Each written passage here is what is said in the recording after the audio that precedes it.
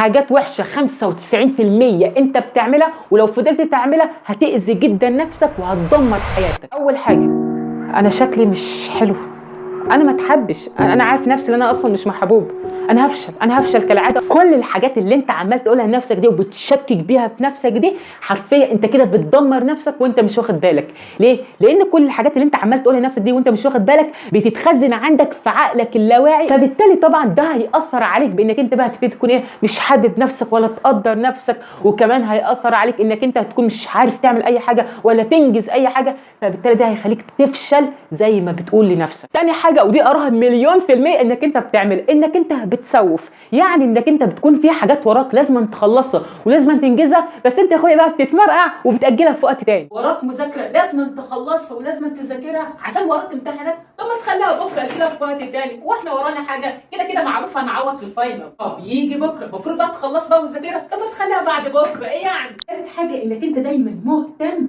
بان الناس شايفينك ازاي، يعني انك انت دايما لما بتيجي تعمل اي حاجه فاول حاجه تسال نفسك ايه، هو انا لو عملت الحاجه دي الناس هتقول عليا ايه، ودايما كده بتحاول تكون مثالي واحسن حاجه عندك عشان بس ترضي الناس، عندك اهتمام رهيب بايه الناس شايفينك ازاي. رابع حاجه، ودي طبعا اخر حاجه ودي طبعا اخطر حاجه، انك انت دايما بتقارن نفسك بالناس اللي حواليك، ودي عاوز اقول لك ان دي اكتر حاجه لو بتعملها فانت كده بتدمر نفسيتك، وده طبعا بيخليك انك انت دايما ما تكونش راضي باللي ربنا سبحانه وتعالى بيعمله لك، ما تكونش راضي بالنعم الكتيره قوي اللي ما بتتعدش اللي ربنا سبحانه وتعالى معيشك فيها، وده طبعا بيخليك ما تشكرش ربنا سبحانه وتعالى على كتر النعم اللي من كترها انت بتنسى تشكر ربنا سبحانه وتعالى عليه، وده طبعا بيخليك انك انت ما تكونش راضي عن نفسك، طبعا بيخليك انك انت ما تكونش حابب نفسك ولا تقدر نفسك. فبسرعه ازاي تبطل الحاجات دي بسرعه عشان ما تاذيش نفسك اكتر من كده؟ اعمل فولو، انا بكره هنزل فيديو بكره بيتكلم عن كده ازاي تبطل الحاجات دي بسرعه، عشان اول ما انزل